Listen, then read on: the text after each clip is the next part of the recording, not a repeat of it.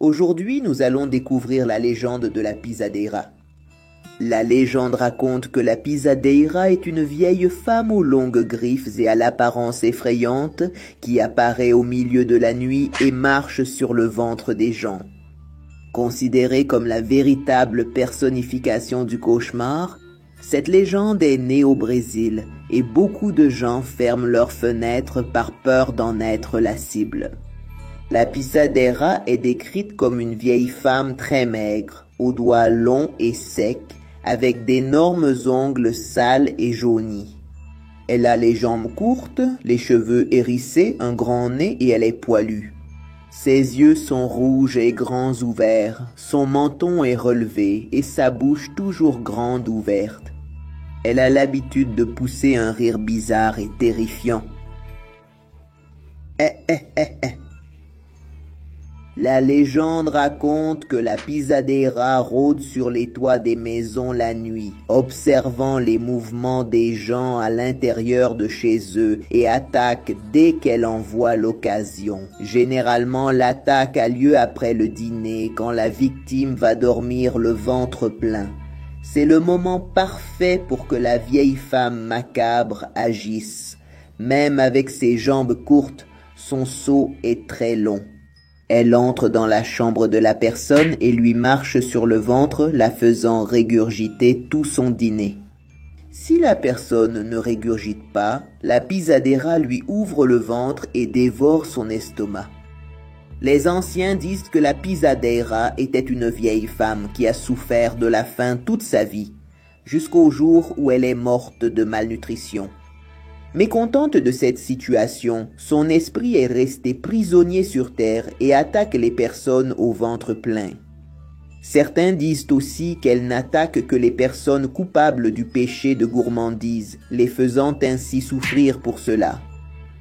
Par précaution, il vaut mieux toujours garder portes et fenêtres fermées à clé, pour ne pas risquer d'être surpris par la Pisadeira, n'est-ce pas? Une jeune femme rentre chez elle en marchant dans une rue de la ville. Comme la plupart des soirs, le centre se vide après la fin de la journée de travail, laissant les rues presque désertes. Elle déteste devoir fermer la boutique et marcher seule jusqu'à l'arrêt de bus. Pourtant, elle est enthousiaste, car dans une semaine, elle commencera un nouveau travail dans le même quartier où elle habite. Elle doit juste supporter ces dernières nuits à fermer la boutique le soir et à devoir marcher seule jusqu'à l'arrêt. Sa préoccupation la plus immédiate est que sa musique s'est arrêtée soudainement. La jeune femme prend son téléphone pour vérifier. Déchargé. Il déteste quand ça arrive.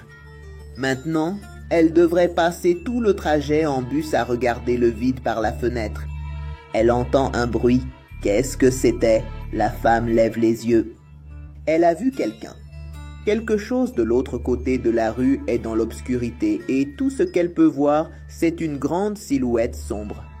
Elle ne regarde pas très longtemps et recommence à marcher, accélérant un peu le pas. Elle peut entendre le bruit de pas et jette un coup d'œil par-dessus son épaule. La personne de l'autre côté de la rue se déplace aussi et semble suivre son rythme, évitant la lumière des lampadaires et restant dans l'ombre. Elle commence à marcher un peu plus vite, et lui aussi. La jeune femme serre la bombe de gaz poivré dans sa poche. Elle ne sait pas ce que cette personne fait, ni ce qu'elle veut, mais elle est déjà prête à affronter ce qui pourrait arriver. Elle continue d'avancer et regarde à nouveau. Il traverse la rue pour se rapprocher. La jeune femme entre dans une ruelle et se met à courir à toute vitesse. Elle court aussi vite qu'elle peut. Elle regarde derrière elle, craignant ce qu'elle pourrait voir, mais il n'y a personne. Elle continue de courir, arrive à l'arrêt de bus et s'arrête enfin. Elle essaie de reprendre son souffle. Elle regarde sa montre. Le bus devrait arriver maintenant. Autour d'elle, elle ne voit aucun signe de bus qui passe. Tout est désert. Et pour aggraver les choses, la silhouette sombre sort de la ruelle.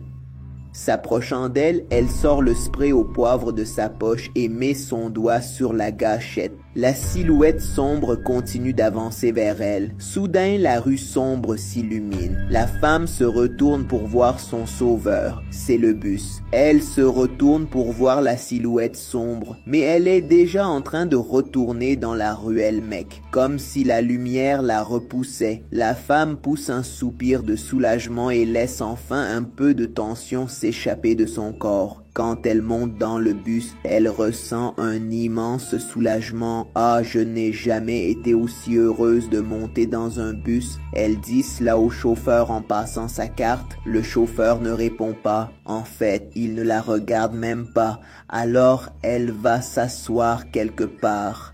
Le bus est presque vide et elle choisit de s'installer tout au fond près de la fenêtre. Alors que le bus s'éloigne de l'arrêt, elle pourrait presque jurer avoir vu la silhouette sombre debout dans la ruelle en train de la regarder. Le bus traverse les rues désertes de la ville pendant que la femme regarde par la fenêtre et essaie de calmer son cœur avec de profondes respirations. Puis, après un moment, il s'approche de son arrêt. Elle tend la main pour appuyer sur l'alarme du bus et l'arrêt est demandé. Mais le chauffeur ne montre aucun signe de vouloir s'arrêter ou même de ralentir le véhicule. Elle appuie à nouveau sur l'alarme, mais aucun signe que le chauffeur veuille s'arrêter. Quand elle voit son immeuble défiler, elle crie « Hé, c'est mon arrêt !» Elle s'avance jusqu'à l'avant. « Vous n'avez pas entendu? Je descends ici. » Toujours aucune réaction du chauffeur. « Hé !» Elle tend la main et attrape l'épaule du gars pour le faire la regarder, n'est-ce pas? Il s'effondre au sol et ses yeux montrent qu'il n'est plus en vie. Elle est terrifiée et se rend compte que le bus va s'écraser à tout moment puisqu'il n'y a plus personne pour le contrôler. Un mec. Mon Dieu. Mais quand elle regarde le volant, elle voit qu'il continue de bouger tout seul. Comment une chose pareille est-elle possible? La femme est complètement paniquée maintenant. Elle crie et frappe à la porte mais elle ne s'ouvre pas du tout. Elle regarde les autres passagers, mec, et tout le monde est comme le chauffeur, mec. On aurait dit que ces gars-là étaient déjà morts. Mon Dieu, quelle folie!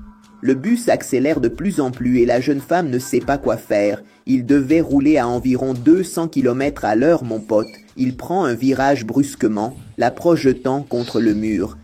Et à ce moment-là, l'un des passagers tombe sur elle. Et elle peut constater, les gars, qu'ils ne sont plus là depuis longtemps. Le bus se dirige enfin vers une zone déserte de la ville. Et à partir de ce moment-là, son processus digestif commence. Des sucs gastriques sont libérés et sa nutrition commence. Cette créature terrifiante prend la forme d'un véhicule et capture des victimes sans méfiance, les utilisant comme source d'énergie. Alors, mes amis, si vous êtes là dans un œuf et que le conducteur ne s'arrête pas, mon pote, faites attention, il se peut que vous soyez la victime de Buzz Eater.